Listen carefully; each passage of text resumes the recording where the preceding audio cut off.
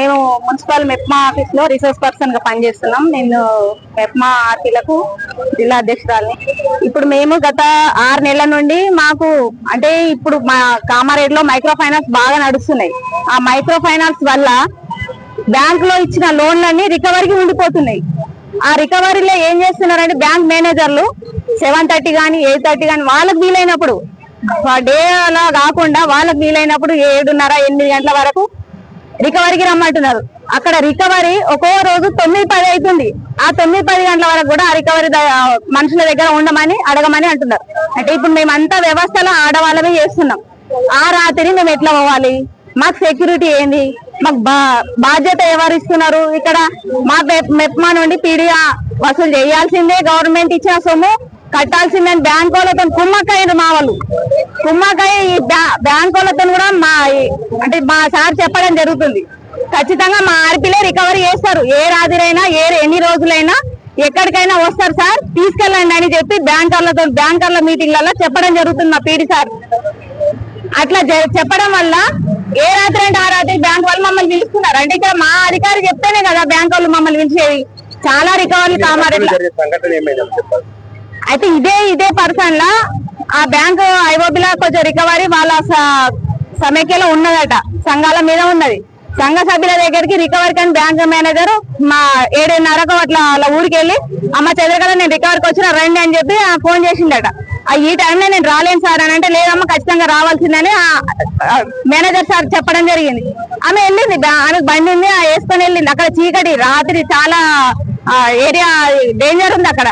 ఆమె వెళ్ళింది, 2-4-5 ఇళ్లలో వసూలు చేసి. అంటే ఇప్పుడు మాకు అనుమానం ఏంటంటే ఆ రికవరీ ఎవరైతే కట్టే వాళ్ళు ఉన్నారో వాళ్ళే ఆమె పైన దాడి చేసిరని మాకు అనుమానం ఉంది.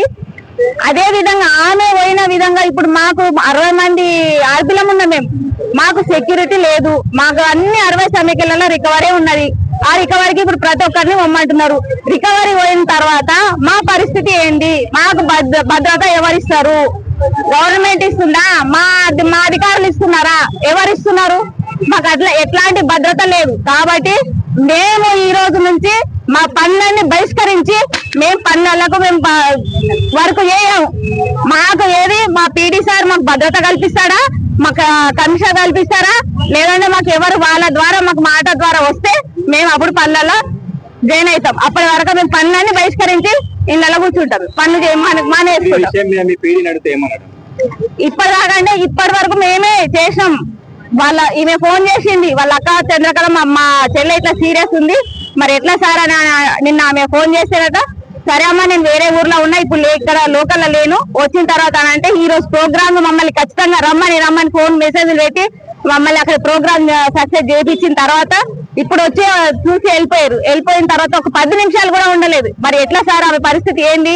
ఆమెకు పెట్టుకునే పరిస్థితిలో లేదు. లక్షలు ఇక్కడ బిల్ అవుతుంది.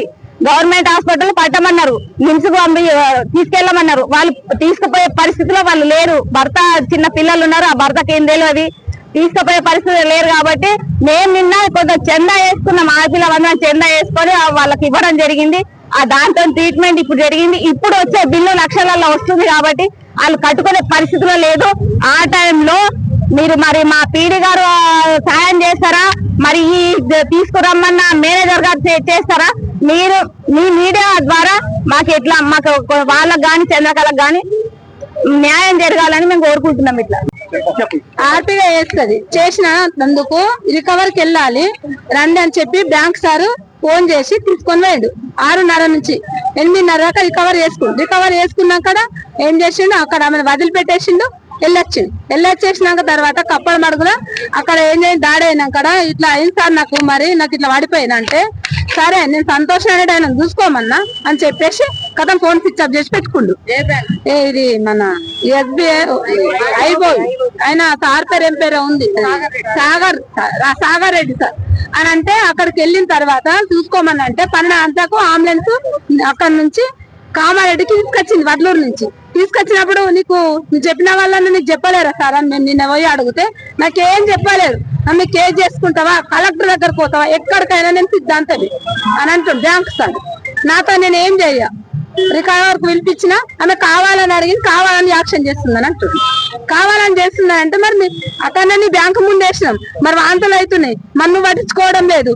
మళ్ళీ ఏంది మన ఈ మున్సిపల్ ఈ సారు పీడి సారుకు 3 రోజుల నుంచి, మన శ్రీధర్ సార్ 3 రోజుల నుంచి చెప్తే ఇప్పుడు వచ్చి కాలు చూసి మీటింగ్ చేయించుకొని భోజనం చేసి వచ్చి ఇక్కడికి వచ్చి చూసి తీసుకొని వచ్చింది. వచ్చి పోతే నేను కారు కడ్డని తిరిగితే నేను మళ్ళీ అమ్మ కారు నుంచి నూకేసి పీడి సార్ వెళ్ళిపోతాడు. మరి పరిస్థితి ఏం కావాలి? పిల్లలు చిన్న ఉండు, మరి న్యాయమా? ఇది అన్యాయమా? ఇది ఒక మహిళని ఇట్లా చేసి దాడి చేసి ఒక ప్రాణానికి సిద్ధాంతమా? ఇదొక ఎట్లా చేస్తారు? ఏమి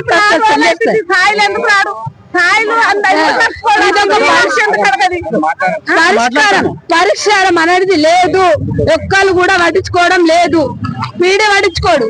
మళ్ళా ఏంది ఏమన్నా అంటే వీడేమంటాడు, వస్తామ్మా నేను గాంధాలో మీటింగ్ చేసుకుంటున్నా, లంచ్ చేస్తున్నా అంటే ఒక మనిషి సీరియస్ ఉంది చనిపోయినా కూడా నేను లంచ్ చేస్తున్నా, అన్నం తింటున్నా, నేను వస్తా 8 గంటల దాకా అక్కడనే బ్యాంకు ముందు వేసుకున్నా కూడా బ్యాంకు సార్ వచ్చి కనీసం బయటకు వచ్చి కూడా చూడడం లేదు. అంటే అంత విరక్తి వచ్చి ఒక మహిళను అనేది తీసుకెళ్లడం బాధ్యత నీది. మహిళ ప్రాణం పోయినా కూడా పట్టించుకోవడం లేదు. అంటే 8 గంటలకు 8:30 తీసుకొని వస్తాను నైట్ లో తీసుకొని, అంత సీరియస్ కేసును కూడా యాక్షన్ చేస్తుందని చెప్తాడు సార్ బ్యాంక్. ఆయన పేరు చంద్రకళ, మా చెల్లి చంద్రకళకు యాక్షన్ చేస్తున్నాడు బ్యాంకు సార్. ఆమె పరిస్థితి ఏం లేదు సార్. ఇప్పటికి 3 హాస్పిటల్ 5-6 హాస్పిటల్ ఎక్కడ పట్టలేదు. ఎక్కడ పట్టకపోతే ఇక్కడ కూడా పట్టకపోతే రికమెండేషన్ కొద్దని 5 సంతకాలు తీసుకొని ఎంఆర్ఐ స్కానింగ్ అవన్నీ తీసుకొచ్చి చూపిస్తే ఇంకా డాక్టర్ రాలేడు. అది చూసిండు, నడుస్తుంది, ఐసీలు ఉన్నది, ఏం గ్యారంటీ ఏం చెప్తారు? ఇక్కడ ఉండాలి మీరు అన్నంగానే కాదు, నేను తీసుకోవాలని చెప్పినాను అయితే మీరు ఇబ్బంది పెట్టకండి అని అంటు. మరి సార్